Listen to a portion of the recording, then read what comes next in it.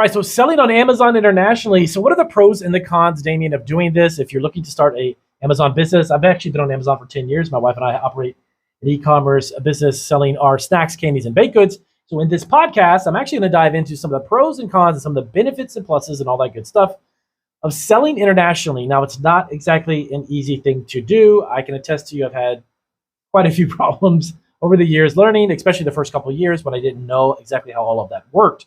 But 10 years later, and we've done, I think it's just slightly over 1.2 million. We did this last year was a little bit over 1.2 million over the past 10 years. It's about 100 grand a year or so, which has been very, very good, but it's a lot of work and it is definitely not an easy road to travel on. So let's dive into this. All right, so selling on Amazon for the pros and the cons. All right, so remember, in an era of globalization, which of course we are in, businesses that seek to amplify their reach, they're often drawn to massive platforms to transcend their borders. Now, one such titan, of course, is Amazon. But what happens when one contemplates selling on Amazon internationally, not domestically? Is it a golden pathway to a global profitability, or is it a maze fraught with obstacles and hurdles? To shed some light on this quandary, we're actually going to dive into some of the distinct pros and cons of selling on Amazon, no matter what the product is, because it poses a unique proposition for you to make money, but can be really odd to do. So expansive customer base. So the world is your oyster when you step onto the international Amazon stage. By venturing beyond your domestic borders, sellers access a vast spectrum of potential customers. Now, it's not merely about selling to one nation or even one demographic. It's actually open market for the gates, globally speaking, for your product. Now, elevated brand recognition. So introducing your brand to diverse market aids in cementing its global reputation. You're looking to launch a global brand. Now, as more people across continents recognize the trust in your brand, and it fosters a sense of uniqueness and longevity, selling on Amazon. Potential for your increased revenue streams. Now, this is of course true as well. Now, you want to expand to multiple markets? Well, great. But that equates to tapping into multiple revenue streams. Different regions can have varying peak sale times during holiday seasons, seasonalities, or even cultural events. So now this creates a buffer against domestic market fluctuations if you're selling within the US. Leverage of Amazon's fulfillment infrastructure. Now, FBA, I talk about it quite often here on my channel. Amazon's Fulfillment by Amazon FBA service is a blessing for international sellers because it handles storage, packaging, and shipping, ensuring products reach customers in optimal condition, of course, within the stipulated time frame for delivery. That's really important. Now, insight into your international market trends. This is something that's really unique too in regards to the data that you have access to. Selling internationally offers a first-hand perspective into global markets. Now, this can be invaluable, providing information on which products are popular in specific regions, allowing for strategic inventory decisions when it comes to FBA. Now, let's dive into some of the cons of selling on Amazon internationally. Now, there are complex tax and legal impediments. Yes, it's kind of a confusing thing, and some people don't understand it fully, and I'm actually still learning as we go, but international selling isn't merely about dispatching products across oceans, of course. It's a labyrinth dance with tax regulations, import duties, compliance laws of each country. Ignorance isn't bliss here. You need to know what's going on. So currency and payment challenges. Now, dealing with multiple currencies can be a double-edged sword. Now, while it provides flexibility, it also introduces complications like fluctuating exchange rates, which can impact profit margins. Now, additionally, navigating through diverse payment gateways and methods for different countries can be a bit cumbersome and extremely challenging to understand. Now, logistical hurdles. This is also something that I actually dealt with quite often. Shipping internationally carries its own set of logistical challenges. Now, different countries have their own rules and regulations for product labeling, packaging standards, and even import restrictions.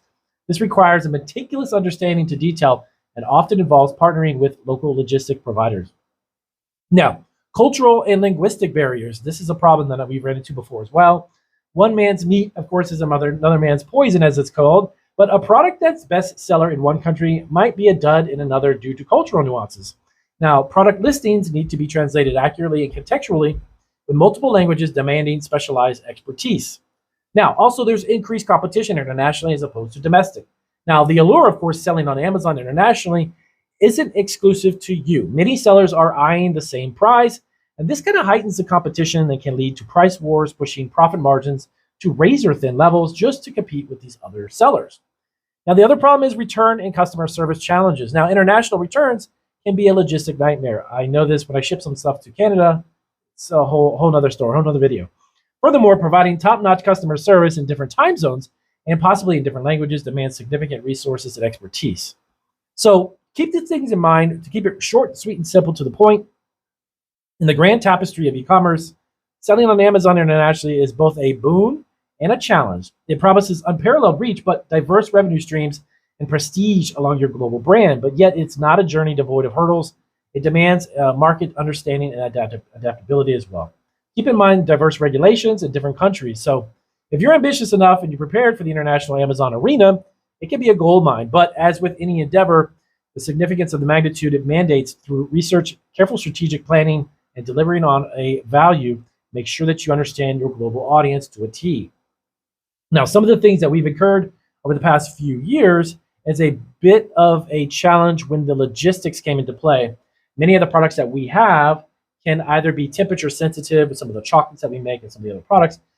That was something that was a big deal. Now, if you're selling something that's not obviously going to be hindered by temperature or the transit time to get from here to another country, Amazon poses a lot of great benefits and pluses.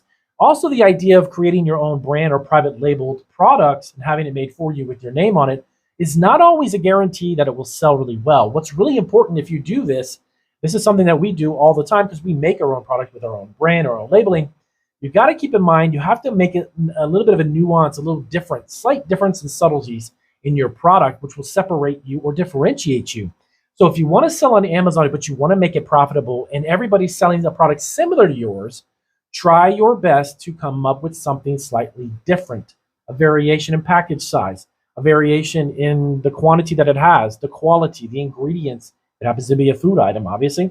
If it's any other product, check and see what those features are, the product features, and see if you can add something to it. But create a product that's not exactly a fast seller or a hot one to sell because everybody's selling it. That was the one reason why our buy box averaged over the past 10 years around 92 to 95% every single year, every single month, because of the fact that what we sell and what we make in food products, they are not exactly the same as everyone else's. Plus, what we add as far as any freebies or you buy this, you get that free or some additional add-ons, they distinctively set us apart from other sellers. And that's one of the reasons why we've done so well over the past 10 years. It's going on 10 years this year. So the one thing I would recommend in this podcast as I get ready to close it out, if you're looking to sell a food product specifically here on Marketing Food Online, that's what we really talk about in food entrepreneurship, but any product in general, you want to take that really great selling item, but make it a bigger value, maybe a bigger bag, a bigger package. Make it a different flavor profile. Make it something that's super unique, but it still falls in line with that category. So for instance, a great one, we actually tried to kind of get our foot in the door with sunflower seeds. Sunflower seeds are something that sell just like hand over fist crazy on Amazon. They sell a lot. So we actually have a supplier. We got some sunflower seeds. We started flavoring them. We seasoned them. We roasted them. We had them. They were in the shell. They're not out of the shell, but in the shell. We were trying to compete with some other brands.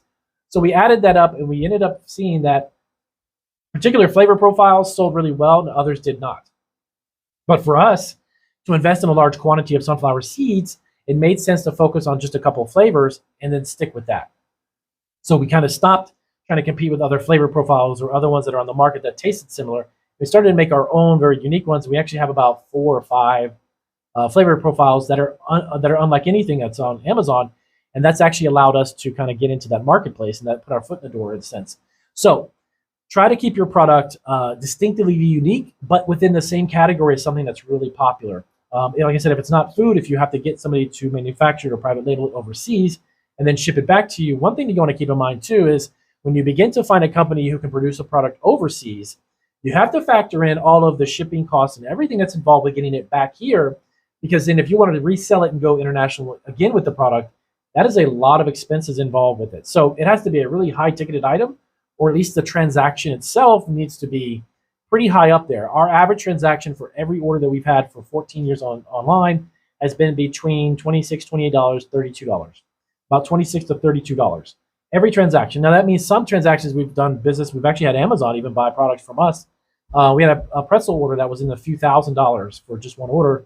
And then we always get our basic order, which is $29 and $30. So the prices, of course, fluctuate. The transaction amount fluctuates. But you want to make sure that you keep in mind all of the expenses to bring your product to you, and then, of course, send it or ship it back out. So with that being said, we'll wrap up this podcast. Definitely check out the links down below. We're on 11 platforms. You can check out all of our videos and, of course, our other podcasts for food entrepreneurship. We have one for food trucks, home-based food businesses, and so much more. Check out our blog as well. You can also tap into that. And I'll see you guys on our next video. Now, of course, keep in mind, if you've got questions about selling on Amazon, let us know down in the comments section. We'll definitely try to build out some content here on YouTube and, of course, maybe on a podcast to answer those questions. And if you need consulting, we offer consulting one-on-one calls directly with me. I'll see you on our next video.